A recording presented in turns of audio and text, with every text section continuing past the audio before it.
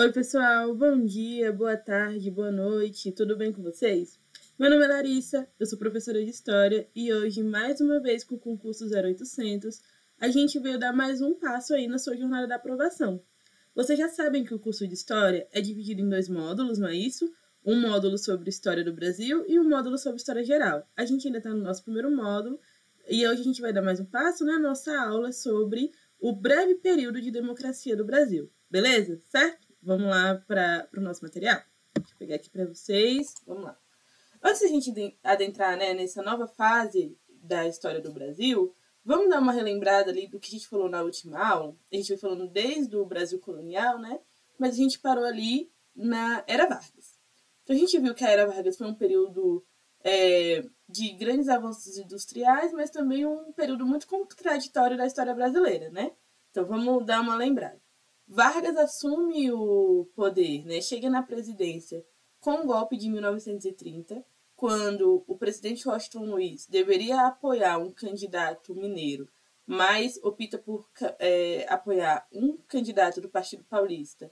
E por isso, né, Minas Gerais ali com suas elites e as Forças Armadas, né, intervêm, dão um golpe e Getúlio acaba no poder. Getúlio deveria governar ali de forma provisória até uma nova Constituição, por 2 anos no máximo, né? Acaba que esse governo provisório do Getúlio se estende, não é isso?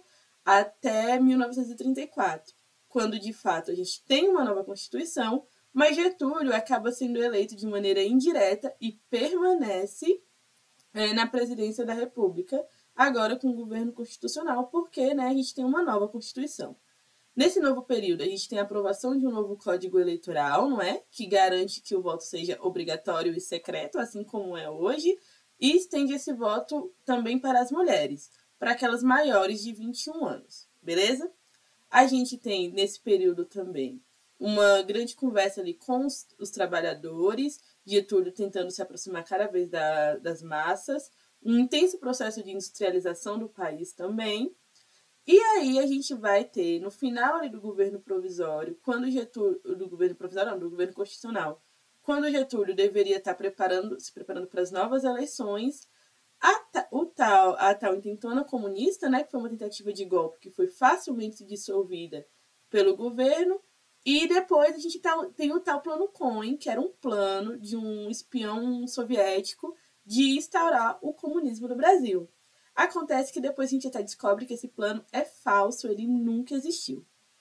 Mas foi a desculpa perfeita, não é, para Vargas assumir o poder de forma autoritária e permanecer mais alguns anos agora em uma ditadura personalista. Quer dizer o quê? Que ele era o centro do poder, não é? Ele fechou o Congresso, era ele que detinha todo o poder de decisão ali com a sua cúpula, beleza? E aí personalista porque era a figura dele que garantiu o poder a ele. Nesse período a gente tem intensas propagandas políticas, a gente tem a promulgação da CLT, a gente tem a criação de órgãos e de estatais como a Vale do Rio Doce, e Vargas vai ficar ali até quando o Brasil entra na Segunda Guerra Mundial, porque aí vira uma grande contradição, não é? Os soldados brasileiros saindo do Brasil para enfrentar um regime ditatorial, quando volta para o Brasil, encontra uma ditadura. Ali foi marcado o fim da Era Vargas, pelo menos nesse momento, beleza? Quando Vargas sai do poder, não é para dar que chega a vez de outros governantes, não é? Quando ele deixa o poder, a gente tem eleições e a gente continua, né? Um processo, vai dar início ali a um processo de breve democracia da história brasileira, beleza? Breve por quê? Porque a gente vai ver que essas instituições, como o nosso Congresso, elas vão ser muito frágeis. E aí a gente acaba em outro regime ditatorial, beleza? Mas vamos com calma, vamos por partes. Para a gente entender esse período, eu preparei para a gente uma linha do tempo, porque a gente tem muita coisa acontecendo. Inclusive, é nesse período que a gente tem a construção da nova capital do Brasil, que é Brasília, beleza? Vamos lá, então. Vamos para o material. Apresentação da disciplina, vamos lá. Chegamos aqui, então, na nossa linha do tempo, beleza? Vamos lá. Deixa eu ver se tá tudo certinho, tudo certinho. Então, quem assume ali, logo depois que Vargas deixa o poder, é o Eurico Gaspar Dutra. Ele tem um apoio do Vargas também, tá? A gente vai lembrar que o Vargas, apesar de um ditador, o governo dele tinha um caráter muito populista. As pessoas, em geral, né, gostavam dele. Ele era o presidente que falava com o povo. Vamos lembrar que tinha a Hora do Brasil? E aí o Vargas falava com o povo, a gente tinha panfleto dele conversando com as crianças, enfim. Ele promoveu, de fato, uma intensa modernização do país. Então, ele tinha um apelo popular. E aí foi esse apelo que fez com que Eurico Gaspar Dutra chegasse ao poder. A principal marca do governo do Eurico foi, do Dutra, né? Foi o Plano SAUT, que era um plano voltado ali para a saúde, para a alimentação, para o transporte, para a energia, certo? Essa era a maior marca ali do governo dele. A gente vai avançando, porque são muitos presidentes, e a gente vai falar ali dos feitos principais deles. Então, com o apoio do Vargas, Dutra chega no poder. E agora vocês estão vendo aqui que Vargas aparece de novo pra gente. O que que acontece?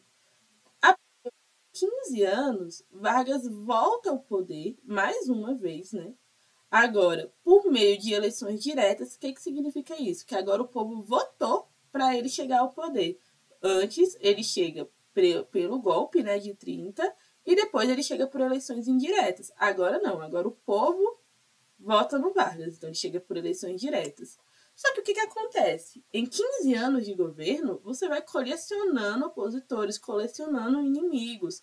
O cenário agora também é um pouco diferente, o cenário político. O processo de intensa modernização que o Vargas de fato faz ali conta também com o aumento da inflação. A gente tem Vargas cada vez mais isolado, né? A política populista dele também vai conquistando mais opositores. A imprensa também vai cada vez mais se contrapondo, né, à política autoritária do Vargas, lembrando que ele chegou, né, no Estado Novo a censurar a imprensa, e esse movimento de grande isolamento político, né, com grande oposição, vai fazendo que Vargas tenha cada vez sua imagem enfraquecida, certo? Até que, ali em 1964, Vargas, muito pressionado pela imprensa, pelos opositores, chega a se matar. E é assim que a gente tem, de fato, o fim da era Vargas, beleza? Quando o isolamento político e as pressões internas e externas fazem com que o seu governo não seja mais tão popular. E aí, o Vargas tinha célebres frases, né, como essa que a gente estampa aqui na matéria do jornal, que só ao morto sairei do catete.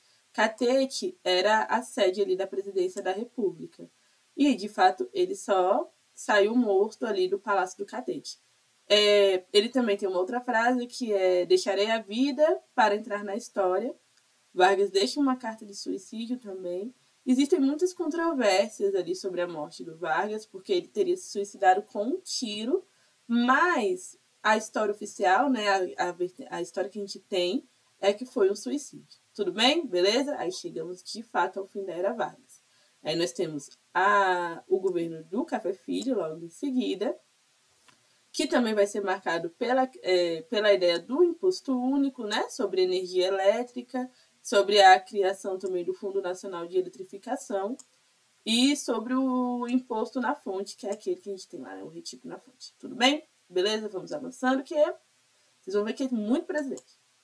Chegamos, então, no governo de Carlos Luiz Filho, que assume também de forma interina. A gente vai ver que vai ter muito disso, né, durante esse período de breve democracia. A gente vai ter governos que vão durar muito pouco, que vão assumir de forma interina, porque a gente tem sempre uma tentativa de golpe. A ideia aqui era que Getúlio, depois de Café Filho, Juscelino Kubitschek, JK, já era uma figura conhecida, né? E um nome para as eleições. Getúlio ganha as eleições, mas é impedido de assumir por um tempo por várias tentativas de golpe.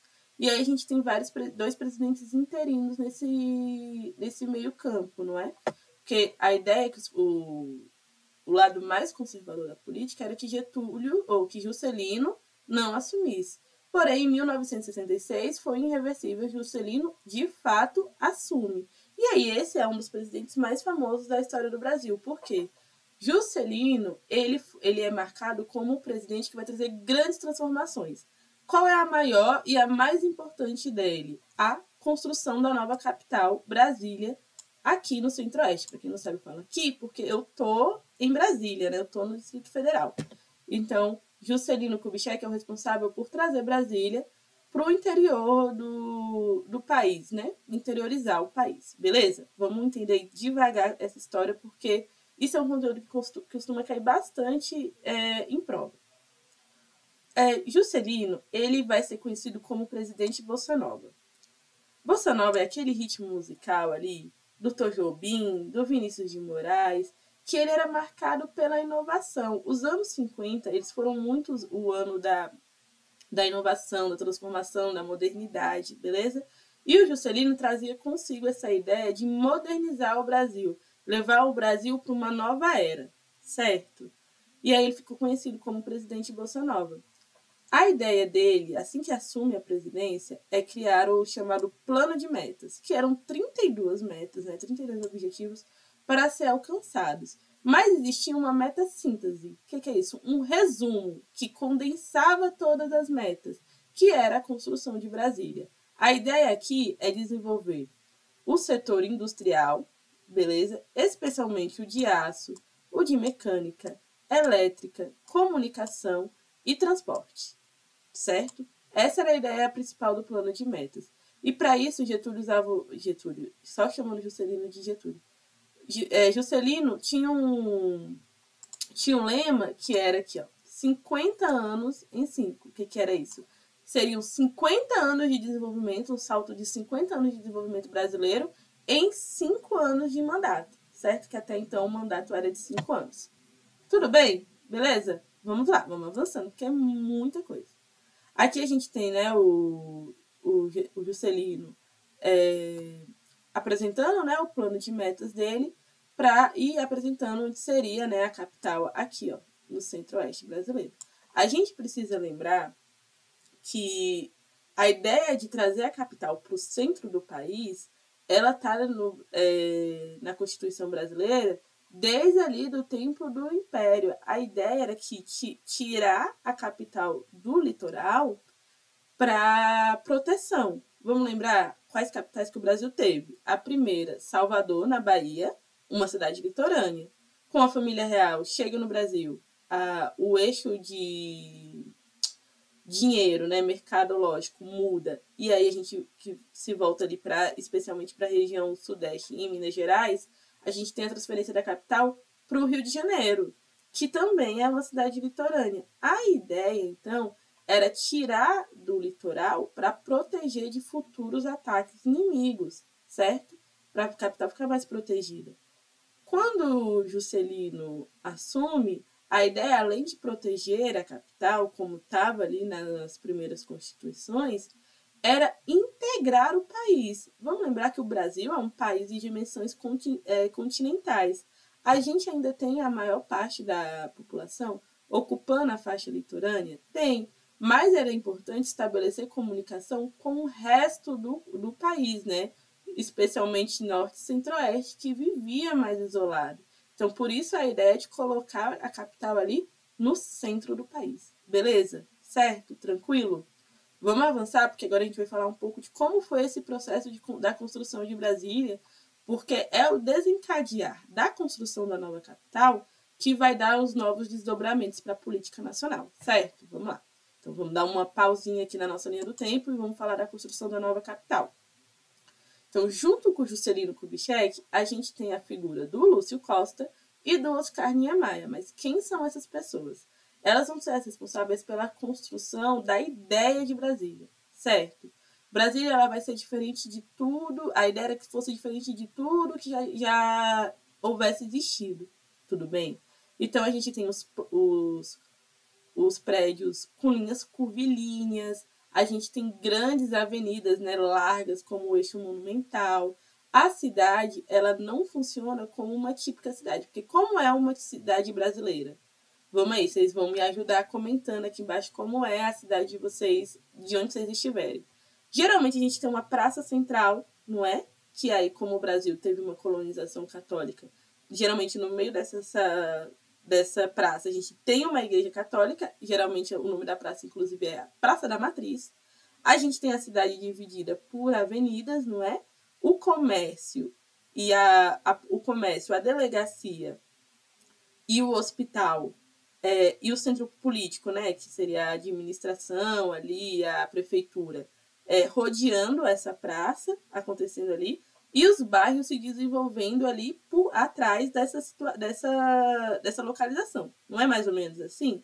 E aí, na entrada da cidade, a gente tem a rodoviária, no final da cidade, a gente tem o cemitério. Não, é assim que funciona mais ou menos a estrutura das cidades brasileiras. Não é isso, em sua maioria. A ideia de Brasília é diferente. É que a cidade funcionasse como um avião.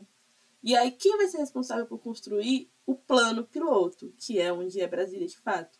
Lúcio Costa. Ele vai ser o urbanista que vai vencer o concurso de desenhos ali do Juscelino, com a ideia de colocar Brasília como um avião, como uma borboleta, enfim, que é isso aqui que eu estou marcando aqui para vocês. E aí, diferente das cidades brasileiras, a Brasília se desenvolveria por setores. E bem no coração da cidade, a gente, no encontro dos dois eixos, né, a gente tem a rodoviária do plano piloto, Marco Zero. Na ponta, a gente tem o centro político, que é o Congresso Nacional, que é esse prédio aqui, ó. E aos arredores, a gente tem os outros prédios de administração. A gente tem a Esplanada dos Ministérios, a Alameda dos Estados, o Palácio da Justiça, e aqui, cortando a cidade, o eixo monumental, Asa Sul e Asa Norte. Esse é o desenho da cidade de Brasília, né? Diferenciando-se das outras cidades brasileiras. Já é o primeiro passo da modernidade. Então, se a gente já tem a estrutura da cidade, o plano urbanístico, a gente precisa ocupar essa cidade por prédios. E quem vai ser responsável por criar os principais prédios da cidade? Oscar Niemeyer. O Oscar vai desenhar o Congresso, a Catedral de Brasília, que vai surgir depois da inauguração, mas vai existir. A gente vai ter também uma série de museus, a Esplanada dos Ministérios, os museus, a própria Casa do Niemeyer, o Catetinho, que é a primeira residência oficial do presidente de Brasília. Todas essas criações do Oscar Niemeyer, certo? Que vai fazer da cidade essa grande ideia de linhas curvas, os prédios são curvos, tudo é feito de concreto armado, trazendo mais esse ar de modernidade, inovação e desenvolvimento, que era a ideia do JK, certo? Então, a gente tem o plano urbanístico, os prédios, mas eu preciso saber quem é que de fato vai botar a mão na massa, né? Quem de fato vai construir Brasília. E quem são essas pessoas? São os trabalhadores, não é? E esses trabalhadores, eles vão receber um nome muito diferente, que é candango. Quem eram os candangos? São trabalhadores que não tinham especificamente qualificação para aquele trabalho, não é? Mas vão realizar. E eles recebem esse nome, primeiro, de forma pejorativa. O candango era a ideia de que eram aquelas pessoas sofridas, sabe? Sofridas, castigadas pelo sol. Essa era a ideia de candango. E aí essas pessoas teriam vindo para Brasília para buscar melhores condições de vida. Só que quando eles chegam aqui e recebem esse nome, né, de forma pejorativa de candango, o JK, vendo que precisava construir essa ideia de modernidade, mas mais do que isso, né, um sentimento de nacionalismo, você deveria pertencer àquilo ali, ao que você estava construindo, até porque ele precisava fazer grandes planos em pouco tempo, ele ressignifica o termo candango. O que é ressignificar? É mudar o significado. Candango passa a ter agora uma conotação daquele que entregou sua vida para a construção de Brasília, aquele que está se dedicando pelo bem da construção nacional, pelo desenvolvimento nacional. O candango ele vai ser um desbravador, certo? Como se fosse uma espécie de novo bandeirante. Essa é a ideia que o Juscelino queria trazer para a construção da nova capital, certo? Aqui a gente tem um trabalhador candango, Aqui nessa seta está escrito assim, o apontando para o futuro da nova capital. E aí você vê o trabalhador olhando para a câmera, né, sorrindo, porque essa realmente era uma promessa, era de que você viria para Brasília e conseguiria melhores condições de vida, o trabalho era mais fácil. E aí esses trabalhadores vêm especificamente de onde? Do norte, mas a sua maioria do nordeste, certo? Tanto que aqui em Brasília a gente tem várias feiras populares que têm centros de tradições nordestinas, tudo bem? Vinham de outros lugares também? Vinham em menor número. A região sudeste mandou muita gente para Brasília também, especificamente a região de Minas Gerais. Minha família, por exemplo, é uma família de origem mineira. A gente está em Brasília, mas as pessoas vieram de Minas Gerais. Mas especialmente a maior parte dos trabalhadores vieram do Nordeste, certo? Aí muitos ali da região norte. E que vida que esses trabalhadores encontravam aqui em Brasília?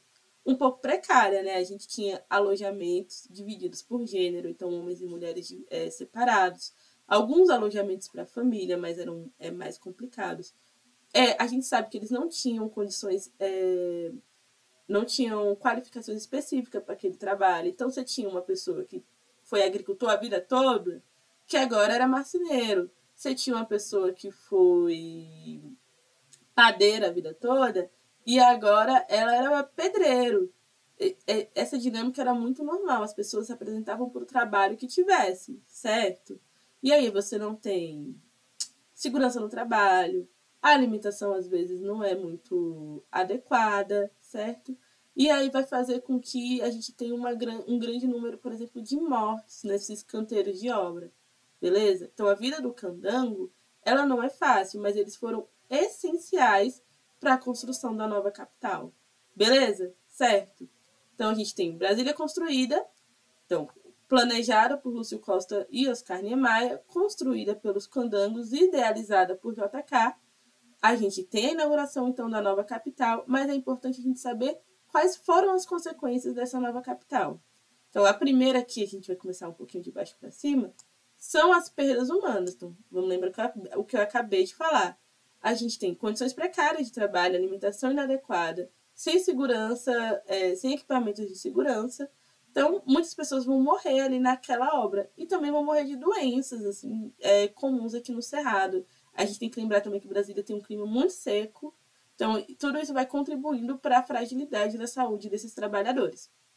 A gente tem um impacto ambiental também. Vamos lembrar que essa área que Brasília que foi construída era uma área de grandes propriedades de terra, né, de grandes fazendas, mas também uma área de intenso cerrado.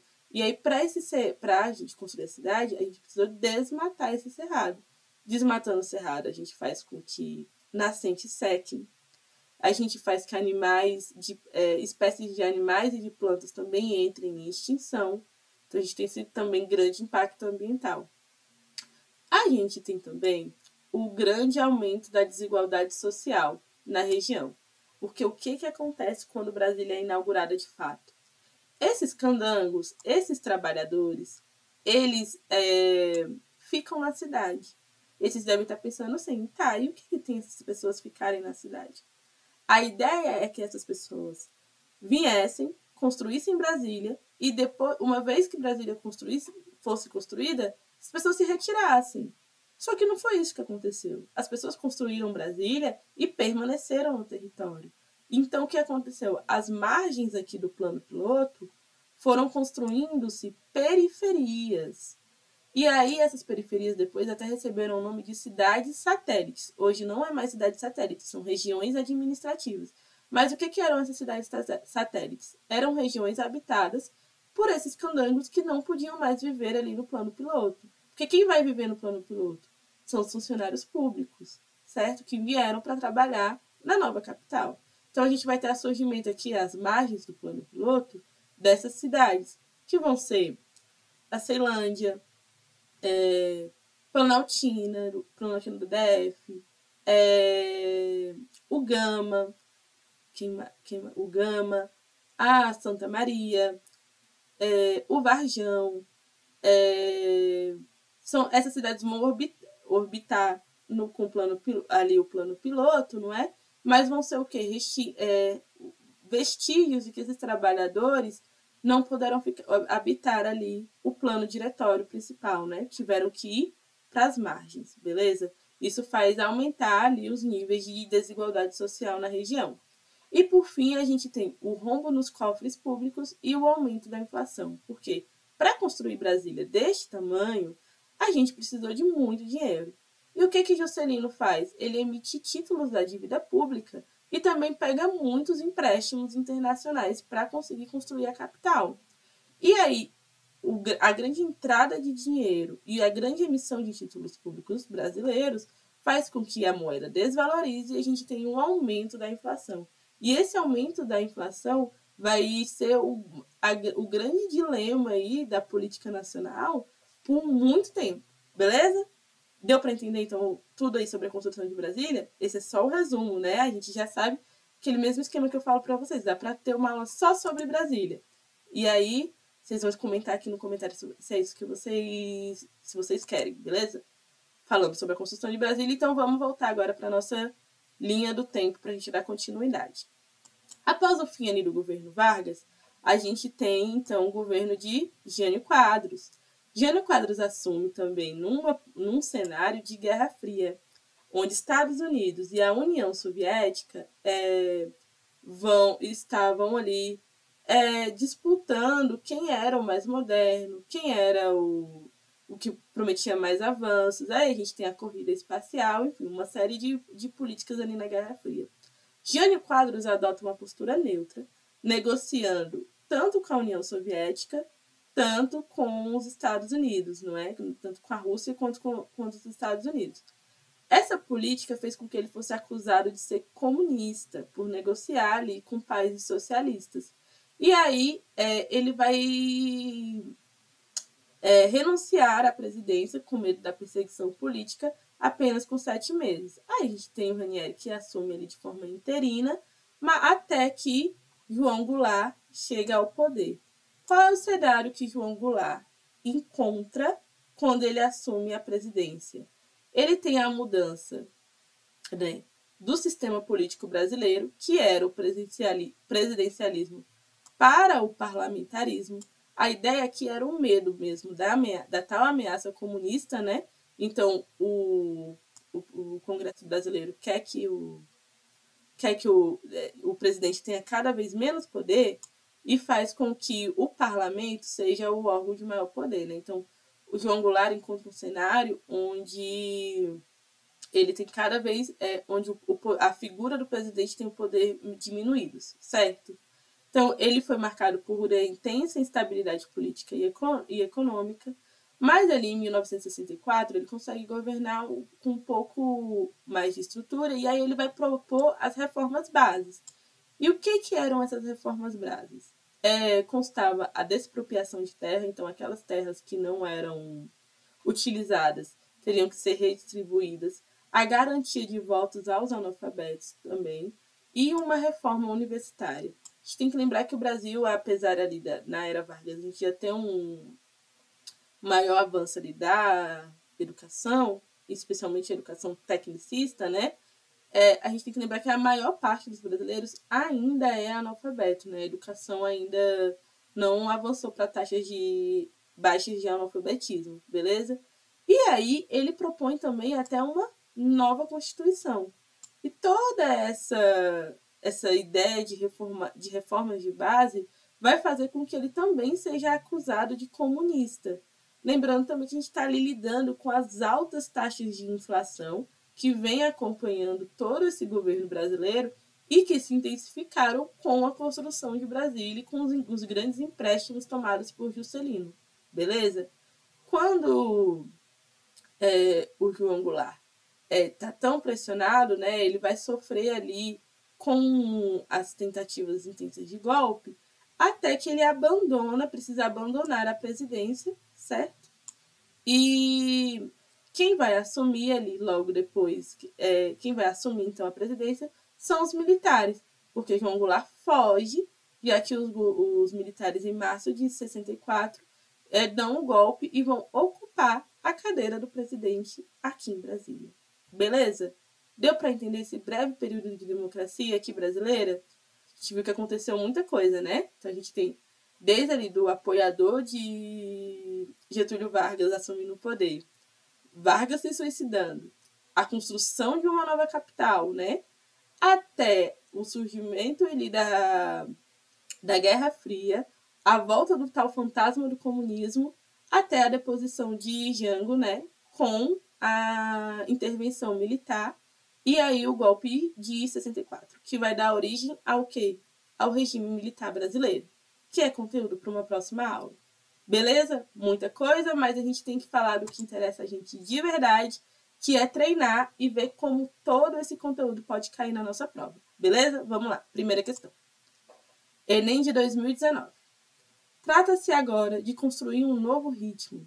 Para tanto, era necessário convocar todas as vivas nações, todos os homens que, com vontade de trabalhar e confiança no futuro, pudessem erguer um tempo novo, um novo tempo.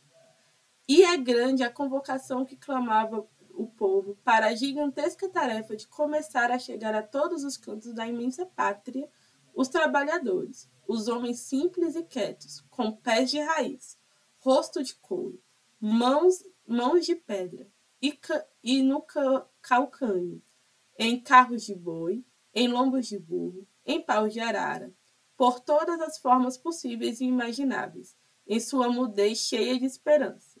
Muitas vezes debaixo, deixando para trás mulheres, filhos e guardas as suas promessas de melhores dias.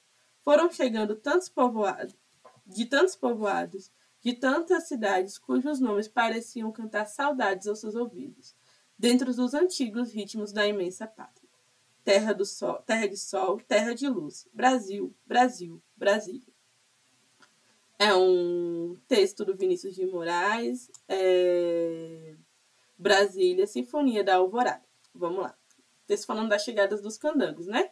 Então, uma versão mais romantizada, né, da chegada dos candangos, que vinham de todos os cantos da imensa pátria, não é? E que vinham de diferentes formas para chegar até a nova capital. Vamos ver o que a questão pede para a gente. No texto, a narrativa produzida sobre a construção de Brasília articula elementos políticos e socioeconômicos indicados respectivamente na organização sindical e expansão do capital. Não está falando nem de organização sindical, não está falando de sindicato, nem de capital. Aqui é dinheiro, né? Do capital é dinheiro. Segurança territorial e estabilidade financeira, nem tocaram nesse assunto, né? Consenso partidário e modernização rodoviária, muito pelo contrário.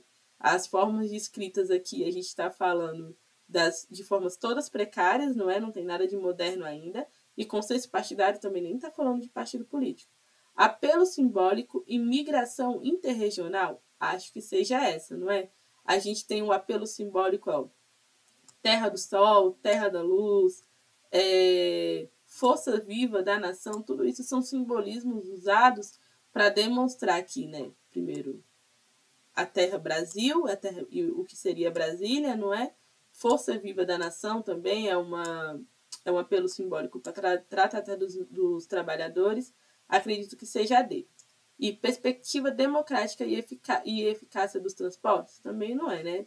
Perspectiva democrática até que pode ser, mas eficácia dos transportes não tem nada a ver. Então, só pode ser a D. Vamos lá, vamos conferir com o nosso gabarito.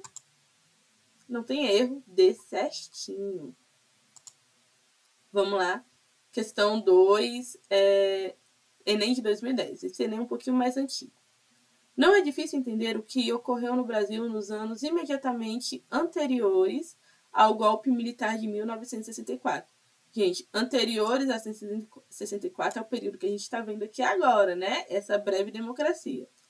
A diminuição da oferta de emprego, a desvalorização dos salários, provocadas pela inflação, levaram à intensa mobilização política popular, marcada por sucessivas ondas grevistas e de várias categorias profissionais, o que aprofundou as tensões sociais. Desta vez, as classes trabalhadoras se recusaram a pagar o pato pelas sobras do modelo socioeconômico juscelinista. Então vamos lá, a gente está falando então do que aconteceu ali antes de 64 e das consequências do aumento da inflação ali logo após a construção de Brasília, onde os trabalhadores vão fazer intensas greves, porque, gente, vamos lembrar aqui rapidinho o que é a inflação? É a diminuição do poder de compra, né? O aumento do preço das mercadorias, mas o salário do trabalhador, ele não acompanha esse aumento. Então, faz a gente diminuir o poder de compra. Então, vamos imaginar aqui que você ganha R$100 e o pacote de arroz é 10, certo? Aí você vai no mercado, o pacote é 10, é 10, é 10, é 10, de repente o pacote foi para 50. Mas você continua ganhando os mesmos R$100. Então, antes você não conseguia comprar 10 pacotes de arroz. Agora, com o pacote de arroz custando 50, você só consegue comprar 2. Essa é a dinâmica da inflação. As coisas aumentam de valor, mas o salário permanece o mesmo, causando a diminuição do poder de compra. Beleza? Tudo bem? Vamos ver o que a questão pede pra gente. Segundo o texto, os conflitos sociais ocorridos no início da década de 1960 ocorreram principalmente, vamos lá, da manipulação política empreendida pelo governo João Goulart, tem nada a ver, das contradições econômicas do modelo desenvolvimentista, acho que essa dá para ser, vamos seguir para ver se tem o que mais fala. Do poder político adquirido pelos sindicatos populistas, também não. A desmobilização das classes dominantes frente aos avanços da greve, gente, desmobilização das classes dominantes, não. Classes dominantes não vão se desmobilizar, pelo contrário. A recusa dos sindicatos em aceitar as mudanças da legislação trabalhista, muito pelo contrário, são sindicatos que, inclusive, querem melhorias e as mudanças das leis trabalhistas, certo? Então, a gente leu tudo, a que parece mais certa é o quê? A B. Vamos ler de novo? Das contradições econômicas do modelo desenvolvimentista. É isso aí. A gente está falando de contradição por quê? Vamos lembrar do propósito, inclusive, ali do Juscelino. A ideia é trazer as pessoas para construir a nova capital. A capital está construída. E agora? Essas pessoas precisam sair dessa nova capital. Então, ao mesmo tempo que chama para participar, essas pessoas são devolvidas marginalizadas. Essa é a contradição do movimento desenvolvimentista. A gente tem pessoas ganhando muito, não é? E outros ganhando muito pouco. E aí, tudo isso é em prol do desenvolvimento do país. Essa é a grande contradição, certo? Beleza? Próxima. Nosso gabarito primeiro, né? Gabarito B certinha. Terceira e última. A gente tem aqui uma charge. Enem de 2013. JK, né? Você agora tem automóvel brasileiro para correr nas estradas pavimentadas com asfalto brasileiro, com gasolina brasileira. O que mais quer? Um prato de feijão, seu doutor. Então, a gente tem aqui o JK e um trabalhador conversando. E aí, Juscelino está falando de todas as melhorias, né, que aconteceram na cidade. Mas a pessoa ainda está falando do quê? Da assistência básica, né? De alimentação, que ainda está faltando. Beleza? Vamos lá ver o que a questão quer da gente. 3. A charge ironiza a política desenvolvimentista do governo de Juscelino Kubitschek. Ao evidenciar o incremento da malha variária que diminuiu as desigualdades regionais do país, muito pelo contrário, a gente viu que o governo de JK aumentou as desigualdades, então não pode ser. Destacar que a modernização das indústrias dinamizou a produção de alimentos no mercado interno. Esse é o objetivo da charge. Aqui está falando de dinamização da alimentação? Não é isso. Enfatizar que o crescimento econômico implicou no aumento das contradições dos espaços sociais? Acho que pode ser essa, muito ligada também ao que a gente viu na questão anterior, não é? Das contradições que o modelo desenvolvimentista traz para a gente. Pode ser assim. Vamos ler as outras duas para desencargo de consciência. Ressaltar que o investimento no setor de bens duráveis incrementou o salário dos trabalhadores? Também não é isso. Inclusive, ele está falando de um monte de bens duráveis, não é? Está falando de um carro que pode andar na estrada, que vai receber gasolina. Mas o que a pessoa quer? Ela quer comida. Então, não tem nada a ver. Mostrar que a ocupação de regiões interioranas abriu frentes ao trabalho da população local. Essa também pode ser uma grande pegadinha, mas vamos lembrar que não é o objetivo da charge, tudo bem? Então, vai ter um intenso trabalho da população local, até que sim, mas esse não é o que a charge ironiza. A gente tem que lembrar que é o que a charge ironiza. Então, Lemos tudo, só pode ser a C. Beleza? Vamos para o gabarito. Gabarito C certinho, sem erro. E agora a gente chegou ao fim. Beleza? A gente viu, então, aí esse breve período da democracia brasileira, marcado pela constante ameaça comunista, marcado também pelo grande número de inflação, o poder de compra da população, a perda do poder de compra da população, marcado pelas intensas tentativas de golpe, até que em 64 realmente a gente tem o golpe militar, que vai instituir o regime militar, que por sua vez é uma ditadura. Beleza? Tudo bem? Tranquilo, né, gente? É muita informação, eu sei, mas dá para pegar, dá para ir mandar muito bem na sua prova. Vocês já sabem, quando a gente chega nesse slide aqui, que é a hora de pedir para vocês deixarem o gostei, comentar se ficou faltando alguma coisa aqui. Se vocês querem uma aula só sobre a construção de Brasília, que é muito interessante também o processo, a história dos trabalhadores também é muito legal. Sigam a gente nas nossas redes sociais, o Instagram do Jornada da Aprovação e o Instagram do Concurso 0800. Se inscrevam aqui no canal, mandem nossas redes aí para os seus colegas, para os seus amigos que estão focados no Enem, no vestibular e nas provas afins, né? Estamos aqui por vocês. É isso. Um grande abraço para vocês aí. Boa sorte nos estudos. Não desanimem. E a gente se vê na próxima aula, beleza? Tchau, tchau, gente. Até a próxima.